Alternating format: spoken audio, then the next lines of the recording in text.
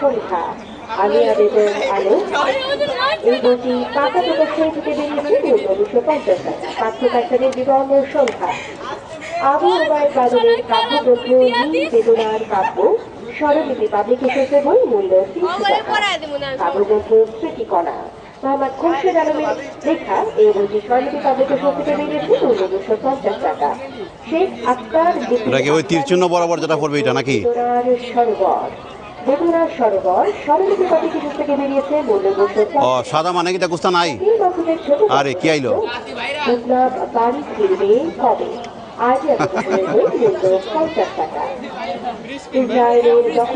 এটা কি দা মাগনা নাকি হ্যাঁ এটা মানে সবাই পাইব মাগনা আচ্ছা আচ্ছা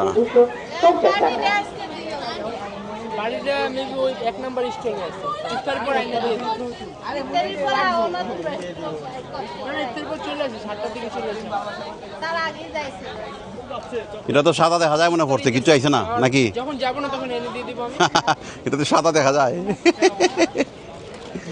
মানে কেউ খালি হাতে যেত না সবাই ভাইব কদম ফুলের দহন প্রচ্ছদ সারান শিবির সর্বর্ণ প্রকাশন থেকে প্রকাশিত কদম ফুলের দহন মূল্য 230 টাকা। স্বপ্নের ভাঁজে আলো কবিতার বইটির লেখক শাহজালাল সুজন। অবস্থা প্রচ্ছদ দেখেছেন মোহাম্মদ তৌহিদ মিয়া বৃত্তকলা একাডেমির বই মূল্য 300 টাকা। কোনো অভিযোগ এখানে তারা খাওয়া দাওয়ার আয়োজন করছে যারা ইফতারি করে তারা ইফতারি করতে পারবো এই যে সুন্দর পরিবেশ অনেক জায়গা নিয়ে কিন্তু এটা করছে মোটামুটি আর এদিকে চেয়ার সিস্টেম করা আছে মোটামুটি সুন্দর সিস্টেম করা হয়েছে খারাপ না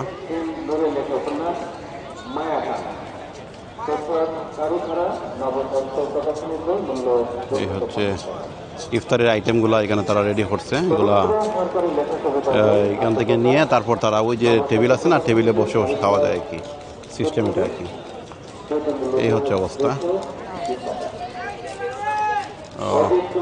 মানে যারা হয়তো ইফতার টাইম হয়ে যায় তারা এখানে করে নেই ইফতার অথবা যারা মনে করেন অন্য ধর্মাবলম্বী আছে তারা খাওয়া দাওয়া করতে পারে আর এটা হচ্ছে ফোয়ারা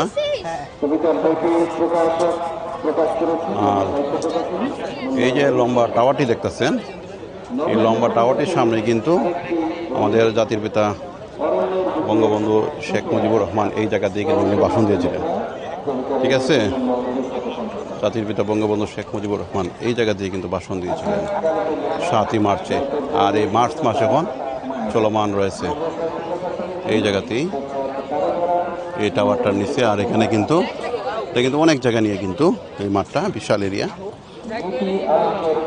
এখানে মানে কোনো সভা সমাবেশ হলে কিন্তু এই সোহরাওয়ার্দী উদ্যান যা পূর্বে রেডস কোর্স ময়দান নামে পরিচিত ছিল এই জায়গায় কিন্তু সব কিছু হয় অনুষ্ঠান সহ অনেক কিছু এই জায়গাতেই হয় এখানে অনেক জায়গাতে অনেক দর্শনার্থীরা আসে বসে সময় পার করে এটা আসলে উল্লেখযোগ্য একটা স্থান দর্শনার্থীদের জন্য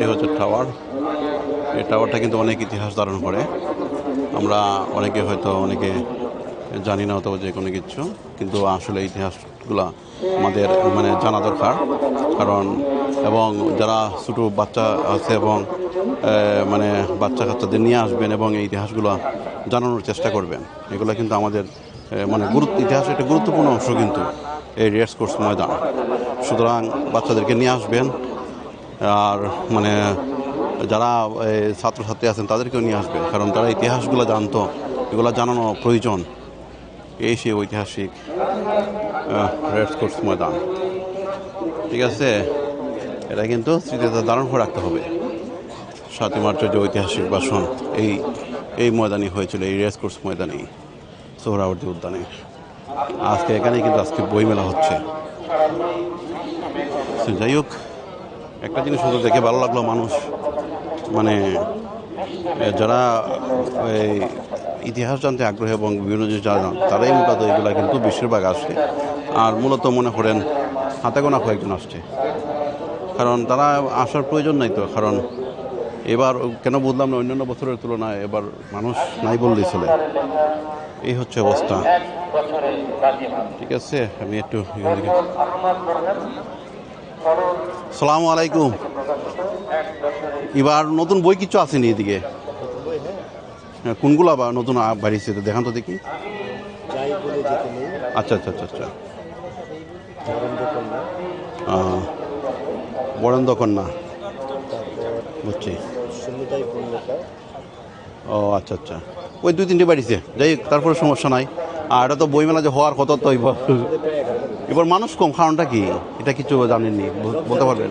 হ্যাঁ, রমজানের জন্য আসেনি। আমাদের অনেক লেখকই আসেনি। আমার প্রায় 70 জনের উপরে লেখক আছে। 70 জনের উপরে লেখক আছে? হ্যাঁ, তারই অনেকে মানে এর মধ্যে 6 জন বা 7 জন এসেছে। অনেকে আসতে পারে। এর আগের বছর তো রমজানে ছিল, তারপর তো মনে করেন না, রমজান কন্টিনিউ। বুঝছি। হ্যাঁ হ্যাঁ হ্যাঁ, আর এবারে রমজানে শুরু হয়েছে। আরেকটা কথা, আমরা দিনও কম পেয়েছি, 18 দিন মাত্র। আচ্ছা আচ্ছা আচ্ছা, ঠিক আছে, ধন্যবাদ। আসসালামু আলাইকুম। যেটা যতটুকু বুঝতে পারলাম, রমজানের কারণেও একদিকে মানুষ কম, এটাও ঠিক আছে ওনার কথা। আর আসলে মূলত ব্যবসায়ী যারা আছে তারা কিন্তু বইটই মানে নিয়ে বসছে না, এবং লেখকরাও ঠিকমতো বই লেখালেখি করছে না। কারণ প্রত্যেকটা মানুষ দেশ নিয়ে চিন্তার মধ্যে ছিল, দেশ কোন পথে যাবে, ইলেকশন হবে কি না, মানে বিভিন্ন চিন্তাধারার মধ্যে ছিল, যে কারণে অনেকেই বইটই ঠিকমতো মানে লেখালেখি করে নাই। আর লেখালেখি না করলে তো এগুলো বই, নতুন বই ছাড়া তো দর্শকরা পড়তে আগ্রহ তেমন একটা দেখায় না। ঠিক আছে, আর একমাত্র আগ্রহ দেখায় এই যুদ্ধের ইতিহাসগুলোই কিন্তু পুরাণ থেকে যায়, এগুলো কোনো চেঞ্জ হয় না। আর এগুলো তো লেখকরা তো অনেক কিছু, অনেক তাদের ভাব গাম্ভীর্য দিয়ে লেখে, যেখানে প্রতি বছর নতুন একটা বই না হলে অনেকে কিন্তু এটা পছন্দ করে না, যে কারণে নতুন লেখক নতুন বই না দেখাতে এই তারা মানে মানুষ কম, এটা বোঝা যাচ্ছে। এবং প্রকাশন থেকে প্রকাশিত চন্দ্রবতীর অগ্নি স্নান মূল্য 200 টাকা। আতাহার নাইমের লেখা কবিতার বই পবিত্র ভাষার প্রান্তরে এবং মানুষ প্রকাশন থেকে প্রকাশিত বইটির প্রচ্ছদ এঁকেছেন আল নোমান, মূল্য 250 টাকা। আরেকটি কবিতার বই পৃথিবীর দোহাতে প্রার্থনার গোলাম, সালাম কাসারের লেখা কবিতার এই বইটি প্রকাশ করেছে এবং মানুষ প্রকাশনী মনিরুজ্জামান পলাশের প্রচ্ছদে বইটির মূল্য 200 টাকা। কবিতার বই প্রত্যাশিত সুখের কঙ্কাল, কাজী আব্দুল্লাহ লেখা এই কবিতার বইটির প্রচ্ছদে দিচ্ছেন মনিরুজ্জামান পলাশ, মূল্য 200 টাকা। ফারহানা আক্তার বানুর লেখা শিশুত গল্পের বই রঞ্জন বইটির প্রচ্ছদে দিচ্ছেন আলমগীর বই, মূল্য 150 টাকা।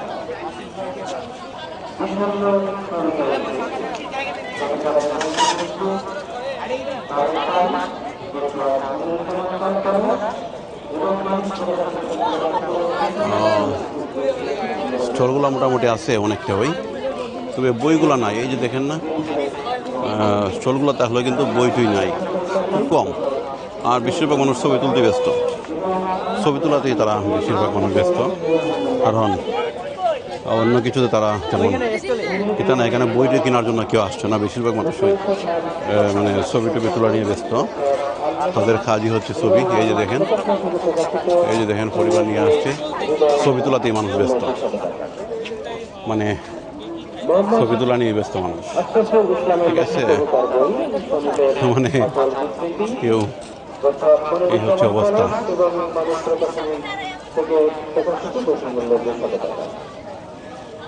এই হচ্ছে অবস্থা, বেশিরভাগই কিন্তু এইরকম, বেশিরভাগই ছবি তোলা নিয়ে ব্যস্ত, তেমন একটা কোনো বই টই তোমরা দেখা যায় না।